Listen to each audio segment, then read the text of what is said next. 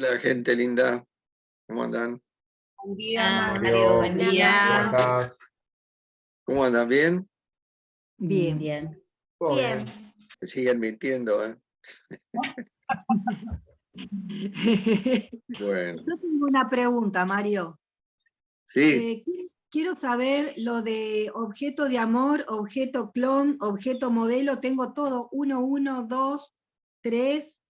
Después tengo idealización, sugestión, dogmatismo, enamoramiento, y dice las 4 pestes, y después tengo 5 categorías. No entiendo. Tengo una mezcla. bueno, está bien, no te preocupes. En cuanto a lo primero, Sí. Freud determinó que a través de sus investigaciones, el sujeto reserva para el otro, en el vínculo, uno de 5 lugares, a veces 2. El primero es objeto de amor, y estamos hablando de amor sexual. El segundo se llama auxiliar o sostén, y estamos hablando de amor tierno, podría ser un amigo. El tercero es objeto modelo, o sea, alguien a quien parecerse en función del ideal del yo, que es uno de los aspectos del superyo. El cuarto es el objeto rival, o sea, alguien con quien pelearse, que a veces coincide con el modelo, porque no crean que siempre el rival es un objeto denigrado, a veces todo lo contrario. Por eso, por ejemplo, en las comunidades primitivas, sobre todo en las comunidades antropofágicas o caníbales, comerse al enemigo era un acto sagrado, porque era incorporar la fuerza del enemigo. El quinto es el objeto clon. No lo van a encontrar en los libros, pero es ese que yo estoy buscando que sea igual a mí. Generalmente no se lo menciona en la literatura, pero Freud lo toma en cuenta, no con la palabra clon, pero sí como alguien que sea mi gemelo, vamos a decir, mi otro yo, con el cual pueda hacer alguna alianza. Eso por un lado. Y después, en psicología de las masas y análisis del yo, aparecen las 5 pestes. Una es la idealización, otra es la sugestión, otro es el dogmatismo, otro es el hipnotismo y otro es el enamoramiento. ¿Por qué son pestes para Freud?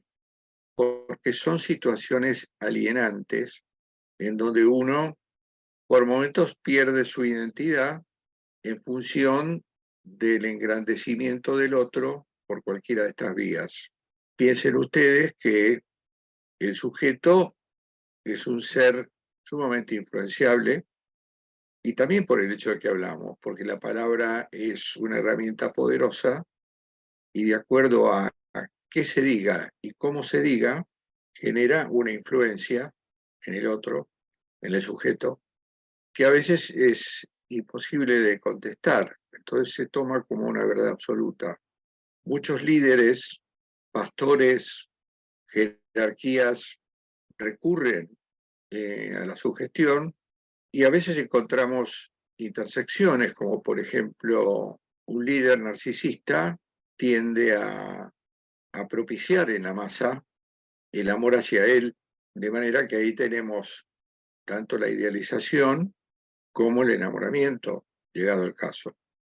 En el hipnotismo hay una variante porque Freud practicó la hipnosis, ustedes saben, antes de entrar en el psicoanálisis, con lo cual lograba eliminar los síntomas histéricos y lograba que la persona recordara cosas reprimidas, pero salido del trance, todo volvía a foja cero. Por eso él desestimó la hipnosis, pero sin embargo hay mucha gente que practica la hipnosis. Y para que esto tenga algún resultado, o sea, que uno caiga bajo el hipnotismo, tiene que prestar su consentimiento.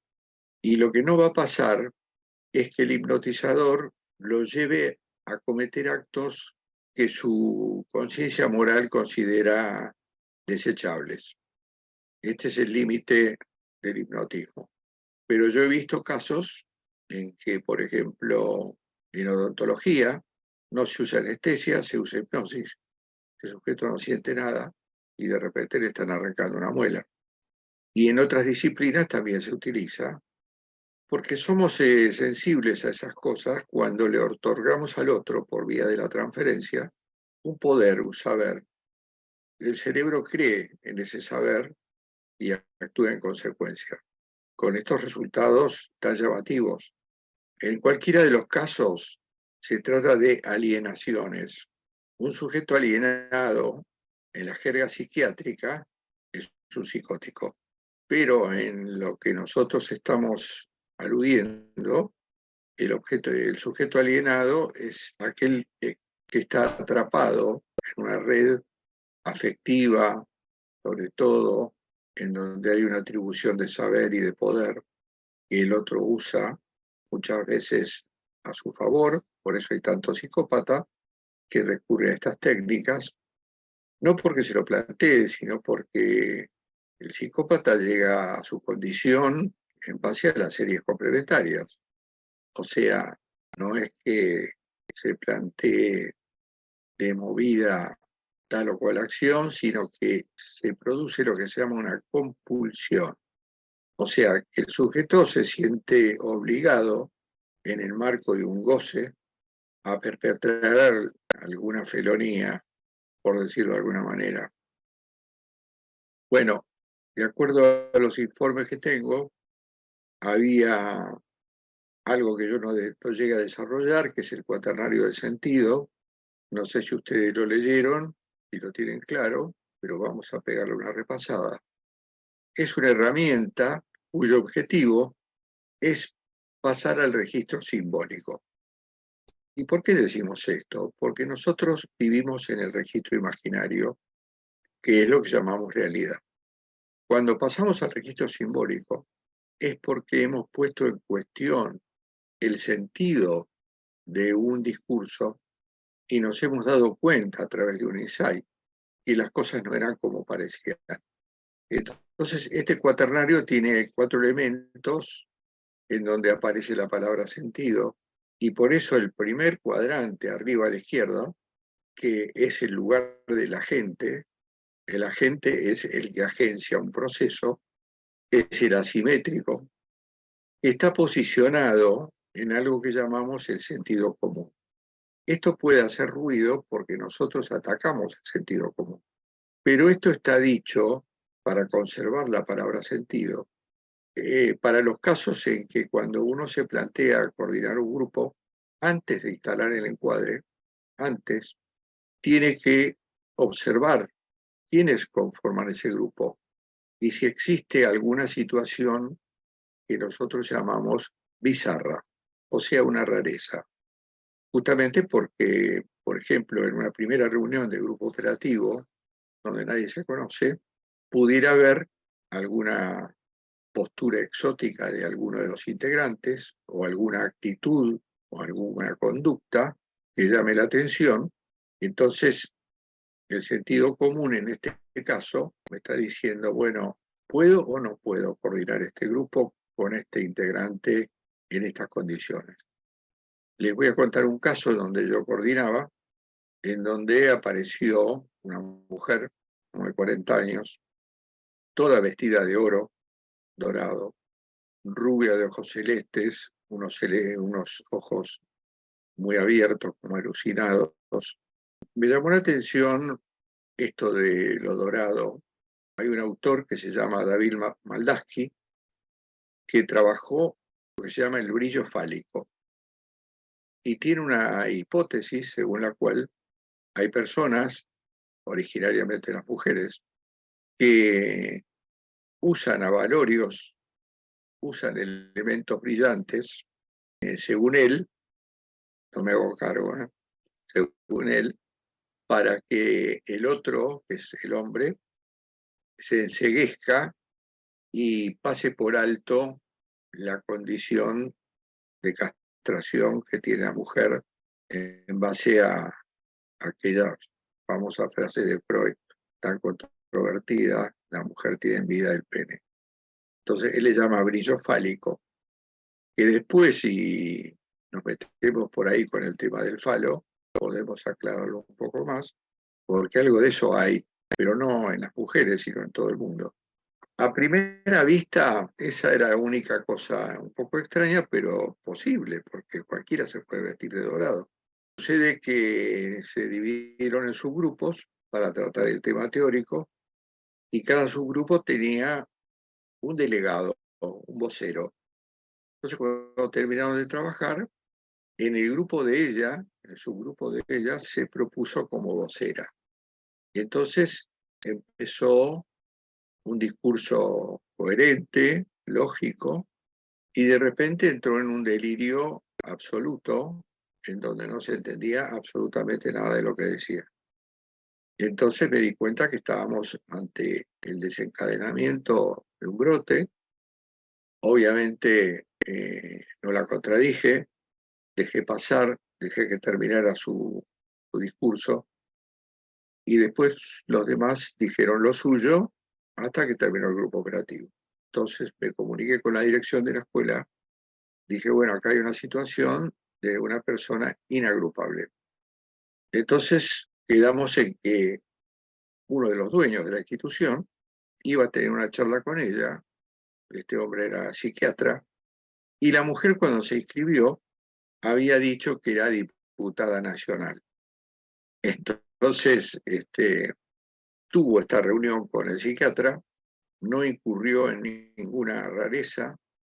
Entonces la última carta que le quedaba al psiquiatra era, bueno, muestre su credencial de diputada. Y ella mostró una credencial, no era de diputada, y era un cargo para revisar las cuestiones constitucionales que hacen a una elección. Pero bueno, no era diputada, pero este hombre se quedó tranquilo, entonces yo la tuve en la reunión siguiente. Ya con este antecedente, entonces me encuentro con que vino igual vestida, pero cuando me siento en la silla del coordinador, veo que esta mujer está abrazada a otra por el cuello, en un abrazo forzado, en donde la otra mujer obviamente se sentía atrapada y además estaba como en pánico y no la soltaba. La reunión grupal transcurrió casi normalmente. Esta chica se logró desembarazar de ese abrazo. Esta mujer dorada no dijo nada. Entonces, cuando terminó, volví a hablar con la dirección y les dije, bueno, yo no voy a seguir coordinando este grupo mientras esté esta mujer aquí.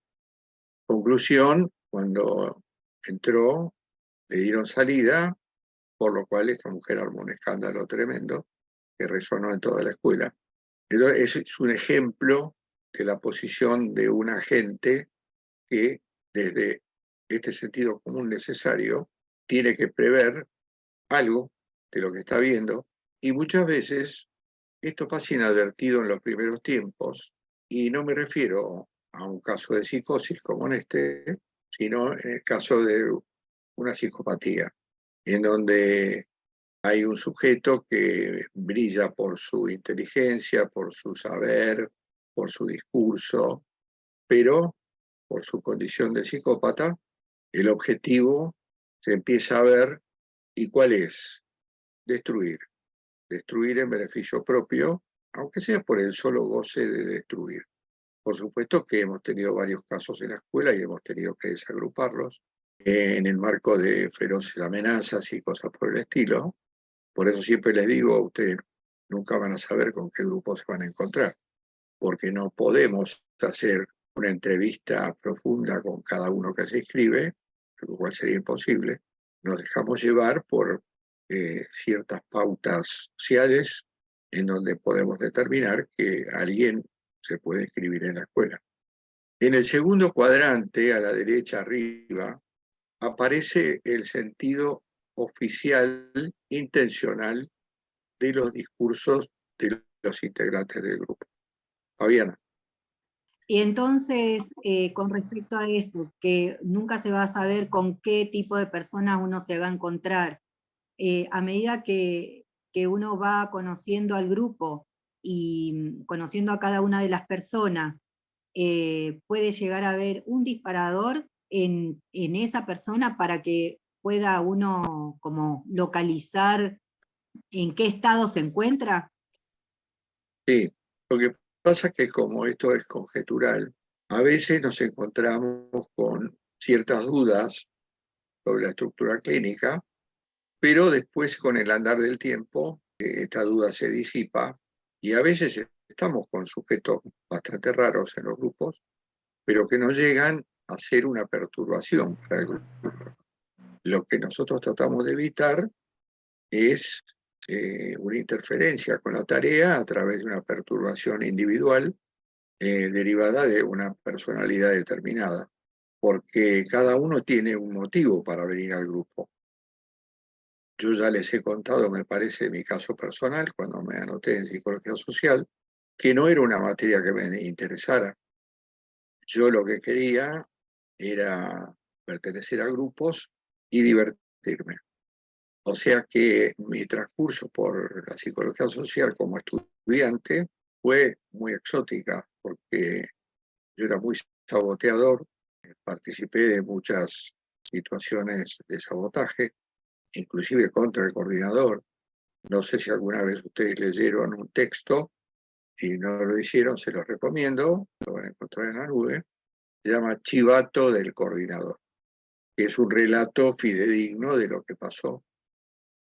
Entonces, en este segundo cuadrante, arriba a la derecha, está el discurso intencional del grupo, y como esto proviene de los yoes, de los integrantes, llamados los moi, o sea, el sujeto social, común y corriente, con su falso self, pero que de todas maneras emite un discurso lógico, coherente, con sentido. En el tercer cuadrante, abajo a la derecha, aparece el sinsentido, que eso corre por cuenta del coordinador. ¿A qué le llamamos el sinsentido? A que a la cadena discursiva de signos lingüísticos, o sea, de palabras, tenemos que eliminarles todos los significados. O sea que nos quedamos con un sonido continuo, más allá de lo que quiera decir. En ese sinsentido, nosotros lo que estamos haciendo, o lo que se denomina lo que estamos haciendo, es tanatizar, o sea, matar el discurso de alguna manera, herirlo de alguna manera porque le hemos sacado todos los significados, y es el único modo que tenemos de rastrear significantes en esa continuidad sonora que me permite detectar un significante en especial o varios significantes. Ahí estamos en el estar molecular. Es justamente ir a la molécula del discurso, que es el significante, pero no como palabra suelta, sin significado, sino unida a otros significantes que pueden generar nuevos significantes por contigüidad de sílabas o por corte de sílabas, y ahí está algo del inconsciente de cada uno de los que habló. Entonces, como existe este fenómeno que se llama, y lo vamos a ver el año que viene más en profundidad, resonancia fantasmática, si bien no existe una mente grupal, no hay un inconsciente grupal, el inconsciente es uno y de uno, hay comunicación entre inconscientes que en determinado momento se llegan a poner de acuerdo, ya lo van a ver esto cuando tratemos organizadores grupales. Entonces, cuando vuelvo yo al segundo cuadrante, donde está el discurso intencional, ahí tenemos una situación de eros. Eros, acuérdense que en Freud es la pulsión de vida, es la diosa del amor y de la vida, en donde rige una articulación entre el discurso y la libido. En cambio, en el inconsciente, la libido circula libremente, no está asociada a nada, y por eso le llamamos Eros, y en especial Eros 1, porque es lo que dice el grupo. En el tercer cuadrante tenemos un tánatos, porque nosotros estamos serruchando el significante desplazándolo de su significado, lo cual no deja de ser un ataque al sentido, porque tomando solamente los sonidos y olvidándonos de lo que significa cada uno, esto nos puede llevar a cualquier planeta que no tiene absolutamente nada que ver con lo que el grupo está diciendo. Y en el cuarto cuadrante, abajo a la izquierda, tenemos el nuevo sentido, o sea, un Eros 2, en donde aparece una resignificación, aparece una palabra encriptada que se oyó pero no se escuchó, y nosotros estamos acá para aprender a escuchar y detectar los latentes grupales a partir de allí. No les digo que sea un mecanismo fácil, está dividido en 4 módulos por una cuestión lógica, pero esto se hace de una. Cuando uno escucha y se va poniendo canchero con la escucha del otro, ya sea en psicoanálisis o en psicología social psicoanalítica, empezamos a desarrollar esa tercera oreja que capta esa posibilidad del significante encriptado, en donde aparece un sentido inesperado, que es lo que devolvemos al grupo como intervención.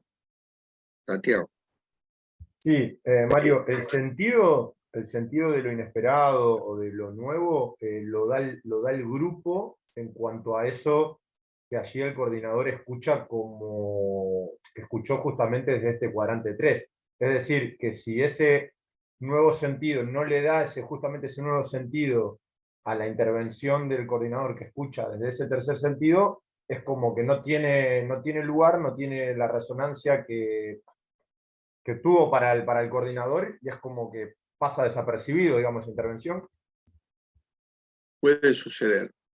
Acordate que acá no hay recetas, no hay un dar en el blanco siempre, pero a medida que ustedes se vayan acostumbrando a esta escucha en lo que Freud llamó atención libremente flotante, se van a ir dando cuenta que de todas las posibilidades combinatorias que tienen los significantes a través de sus letras, no todas van a ser pertinentes para una intervención.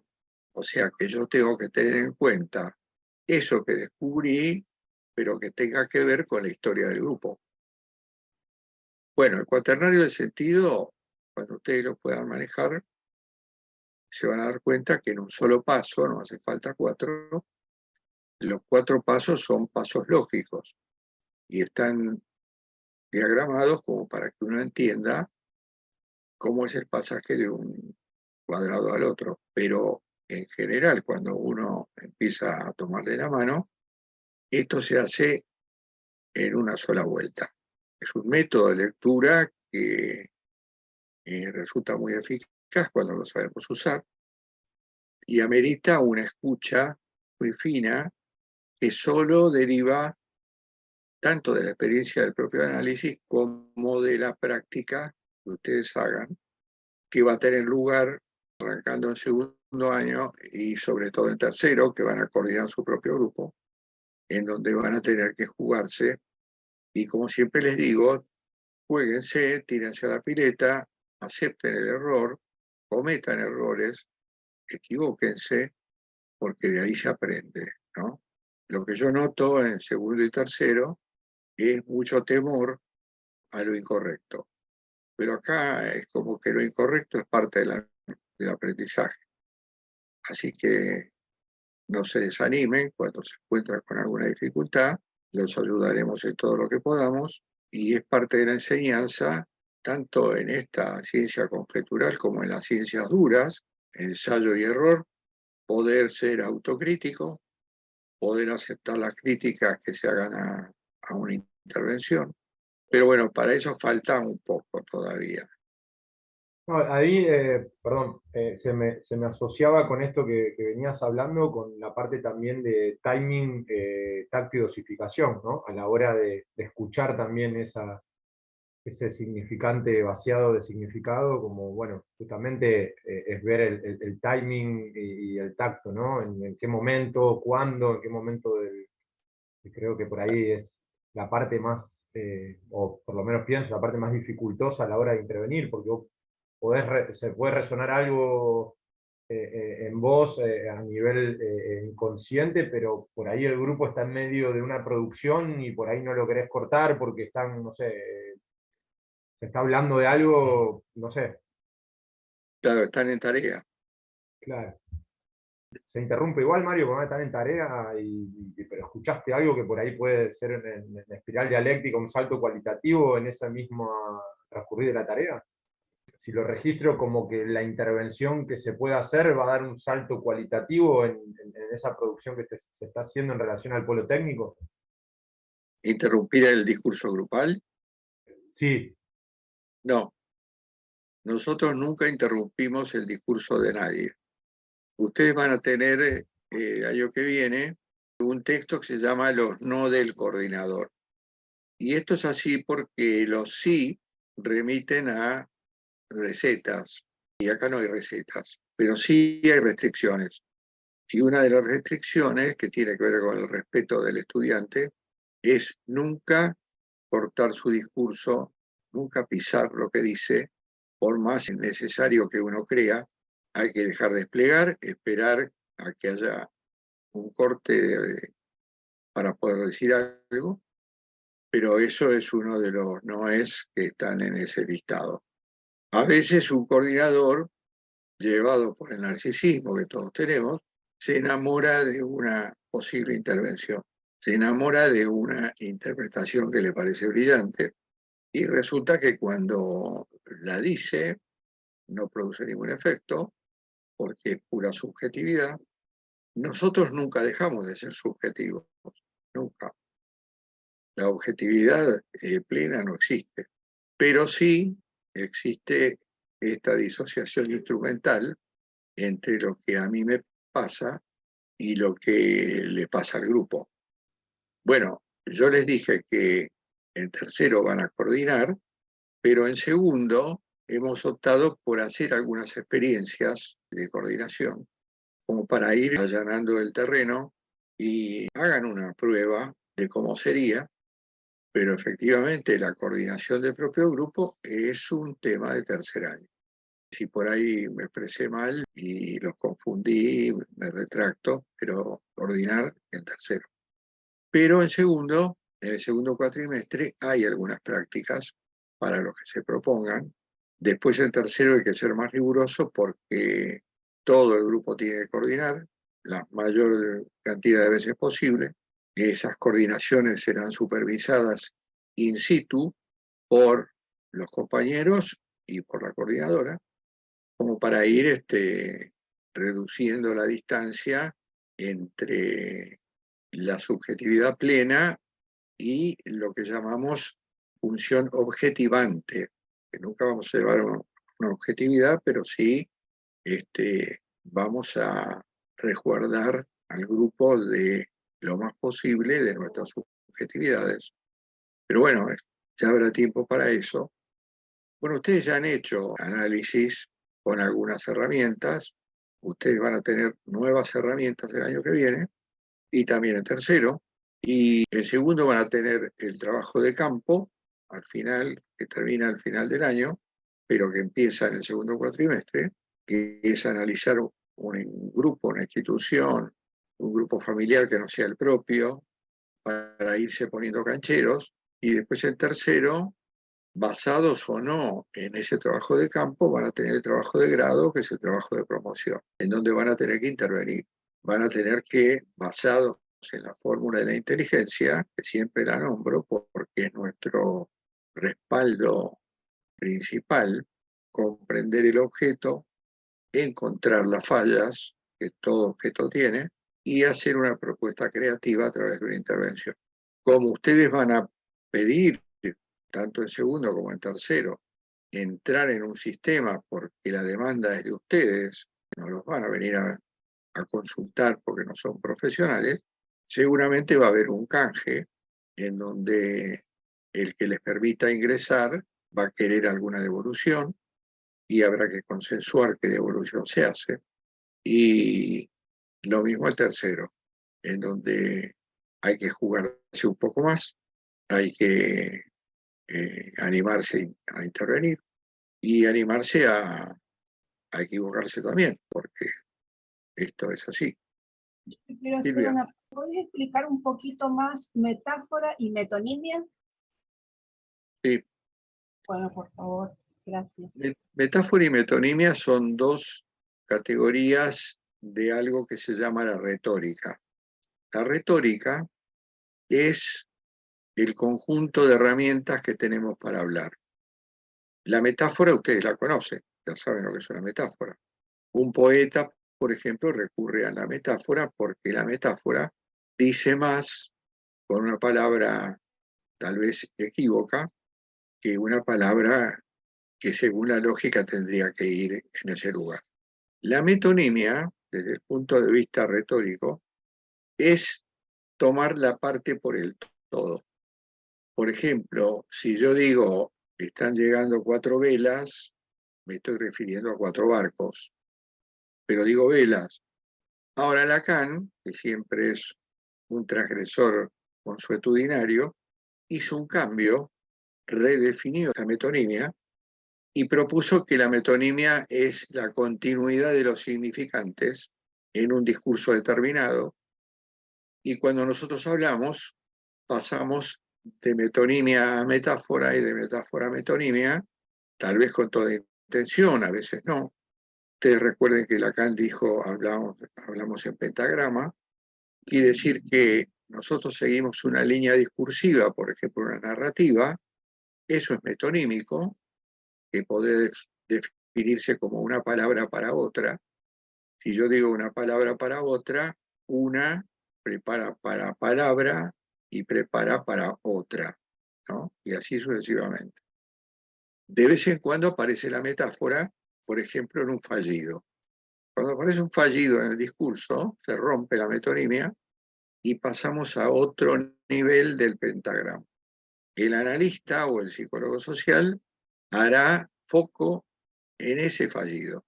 Y ahí empieza otra metonimia referida al fallido, no a lo que yo me disculpé y dije, quise decir perdón, quise decir tal cosa. Sí, quisiste decir eso, pero también quisiste decir lo otro. Entonces, en el pentagrama imaginario que podemos visualizar, alternamos metáforas y metonimias como una especie de quebrado que sube, que baja, que continúa, y digamos que también las intervenciones del analista tienen también estas categorías, sobre todo la metáfora. Algo que podríamos decir que está aparentemente fuera del discurso es el síntoma. Un síntoma somático, para poner un ejemplo más claro, sé, una llaga en la piel, es una metáfora en sí misma, porque perteneciendo al registro simbólico, está representando una frase que no fue dicha. Entonces, la teoría psicoanalítica apunta a que cuando demos con esa frase, a través de la libre asociación, o el síntoma desaparece o se traslada a otra categoría, seguramente menos sufriente. Por lo tanto, tenemos que manejar el término metáfora en distintos órdenes, no solamente en términos discursivos. También digamos que tanto metáfora como metonimia en griego quieren decir lo mismo, o lo que está detrás de la palabra. Sucede que hay una diferencia porque una es una palabra para otra y otra es una palabra por otra. Bueno, gente, si no hay más preguntas, nos veremos el miércoles. Chao. Gracias, nos vemos. Hasta la próxima, Mario, gracias.